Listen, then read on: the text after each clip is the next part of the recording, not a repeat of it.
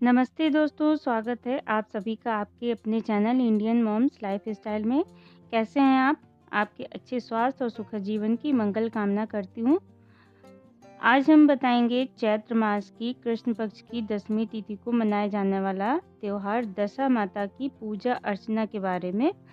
आज हम इसके बारे में जानेंगे कि यह त्योहार कैसे मनाया जाता है और इस दिन क्या करना चाहिए और साथ में आपको दशा माता की कहानी भी बताऊंगी। तो चलिए शुरू करते हैं। वीडियो पसंद आए तो लाइक और शेयर कीजिएगा। दोस्तों, प्रत्येक व्यक्ति के जीवन में उतार-चढ़ाव तो बने ही रहते हैं। कई लोगों के जीवन में यह कुछ समय के लिए होता है और कुछ लोग होते हैं कि जीवन भर इसकी परेशानियों से जूझते रहते हैं। ऐसे में उनके परिवार की जीवन की दशा बिगड़ जाती है। यदि किसी व्यक्ति के जीवन की दशा बिगड़ी हुई होती है, तो उसे अनेक कष्टों का सामना करना पड़ता है और जब दशा अच्छी होती है, तो उसका जीवन सुखद होता है। जीवन की इसी बिगड़ी हुई दशा को सुधारने के लिए दशा माता का पूजन किया जाता है। दोस्तों, चैत्र माह के कृष्ण पक्ष की 10वीं तिथि के दिन दशा माता का पूजन किया जाता है। इस दिन महिलाएं कच्चे सूत का 10 तार का डोरा लाकर उसमें 10 गांठ लगाती हैं और पीपल के पेड़ की पूजा करती हैं। डोरे की पूजा करने के बाद पूजन स्थल पर नल दंपत्ति की कथा सुनती हैं। इसके बाद इस डोरे को गले में बांधती हैं। पूजन के बाद महिलाएं घर पर हल्दी कुमकुम के छापे लगाती हैं। व्रत रखते हुए एक ही समय भोजन करती हैं। भोजन में नमक का प्रयोग नहीं किया जाता है। इस दिन घर की साफ सफाई करके अटाला कचरा सब बाहर फेंक दिया जाता है और इस वर्ष धारण किया हुआ धागा आपको अगले ही वर्ष उतारना रहता है और पुनः नई बेल धारण करना रहता है। दशा माता पूजन इस वर्ष 27 मार्च 2022 रविवार को किया जाएगा। यह व्रत उत्तर भारत के अधिकांश राज्यों में किया जाता है। इस बार दशा माता के दिन सर्वार्थ सिद्धि योग भी बन रहा है, जो प्रातः 6:28 से दोपहर 1:32 तक रहेगा। इस समय काल में दशा माता का पूजन सर्व कार्यों में सिद्धि प्रदान करेगा। तो चलिए दोस्तों, अब मैं आपको दशा माता की कहानी सुनाती हूँ। राजा नल और रानी दमयंती सुखी पूर्वक अपने राज्य में राज करते थे। उनके राज्य में सभी प्रजा उनसे बहुत ज़्यादा खुश रहते थे और उनका सम्मान करते थे। राजा और रानी के 2 पुत्र भी थे। एक दिन राजमहल में एक बूढ़ी ब्राह्मणी आई और उनके रानी से बोली, रानी एक डोरा लीजिए और इसकी पूजा करके अपने गले में पहन लीजिएगा। इससे आपके घर में सुखी और समृद्धि का वास होगा। रानी ने वह डोरा लिया और जिस तरह से उस ब्राह्मणी ने बताया था पूजा करने के लिए, ठीक उसी प्रकार से रानी ने किया और उस डोरे में को गले में धारण कर लिया। एक बार राजा ने रानी के गले में उस डोरे को देखा और सोचा कि हीरे और सोने के माला धारण करने वाली रानी ये धागा क्यों पहने हैं, और बिना पूछे राजा ने रानी के गले से उस डोरे को निकालकर जमीन पर फेंक दिया। तब रानी ने तुरंत उस डोरे को उठाकर पानी में डालकर और पी गई और तब उन्होंने बोला, महाराज जी, दशा माता का डोरा था और आपने इसका अपमान करके अच्छा नहीं किया। तब राजा कुछ बोले बिना वहां से चले गए। उसी रात राजा और रानी सो रहे थे। तब राजा अपने सपने में देखे कि उनके महल में एक बूढ़ी औरत आ रही है और साथ में लक्ष्मी माता उनके महल में से जा रही है। और सुबह होते ही उन्होंने सारी बात रानी को बताई। तब रानी ने राजा को बताया कि उनकी दशा अच्छी चल रही थी, लेकिन आपने दशा माता के डोरे का अपमान कर दिया, इसलिए अच्छी दशा घर से चली गई और बुरी दशा घर में आ रही है। अब हमें यहाँ रहने का कोई फ़ायदा नहीं है।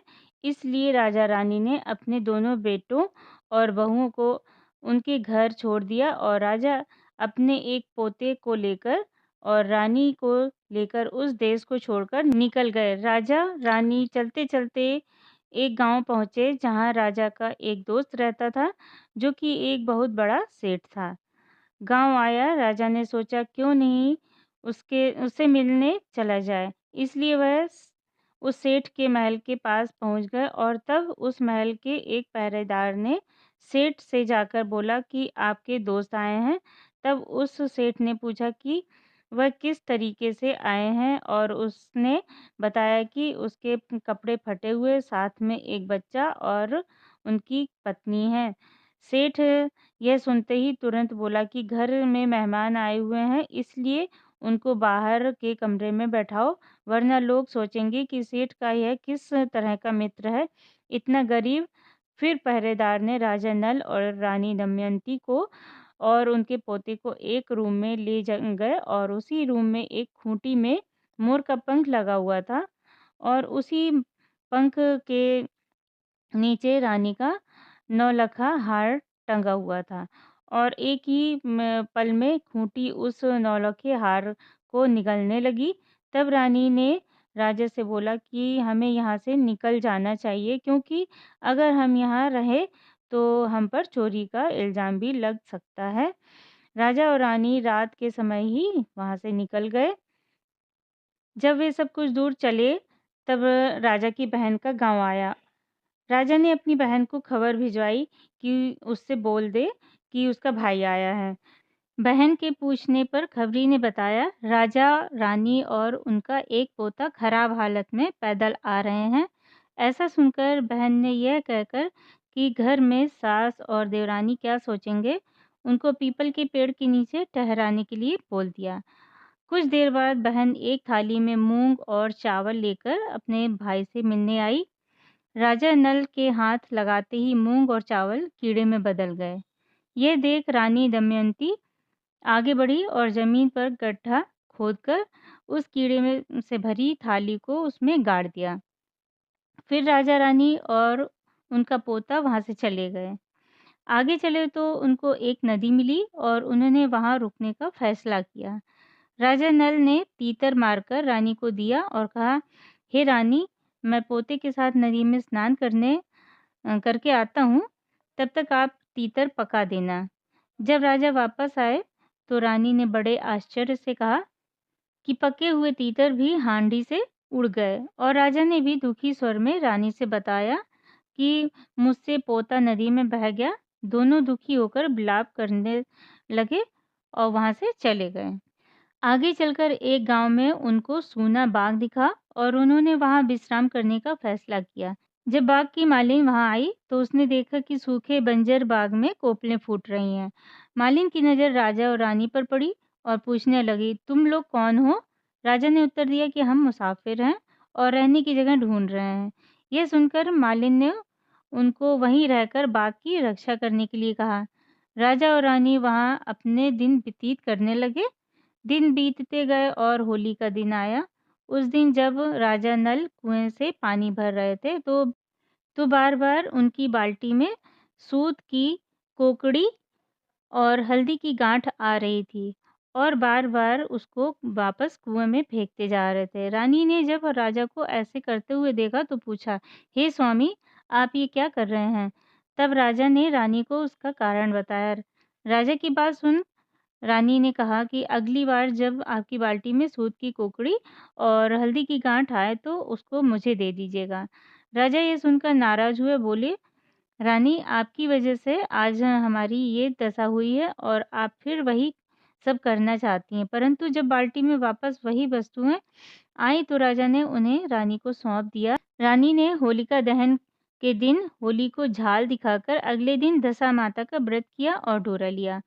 दशा माता की कथा के अनुसार फिर समय बीतता गया। एक दिन राजा रानी के पास गए और बोले, हे रानी, नगर के राजा ने स्वयंवर रखा है, मैं वहां जाऊंगा, इसलिए आप मेरे कपड़े धो दीजिए। राजा की बात सुनकर रानी बोली, महाराज, इस दशा में भी आप वहां जाना चाहते हैं? इस पर राजा ने उत्तर दिया कि रानी, मेरी दशा खराब है परंतु दिल तो राजा का ही है। राजा नल स्वयंवर में पहुंचे और राजकुमारी ने सभी राजाओं और राजकुमारों को छोड़कर राजा नल के गले में वरमाला डाल दिया। वहां मौजूद सभी लोग हैरान रह गए। तब विद्वानों की सलाह से राजकुमारी को एक बार फिर अपना वर चुनने को कहा गया, परंतु इस बार फिर राजकुमारी ने राजा नल को ही अपना वर चुना। यह देख नगर के राजा क्रोधित होकर बोले, मैं इस माली से अपनी पुत्री का विवाह नहीं करूँगा।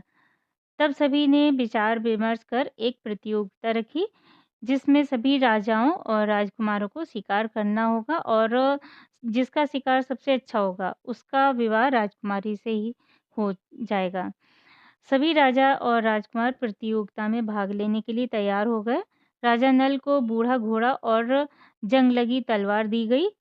उन्होंने घोड़े को एक थपकी मारी और कहा कि अगर मैं असली राजपूत हूँ, तो धारदार तलवार हो जाए और जवान घोड़ा हो जाए, और ऐसा ही हुआ।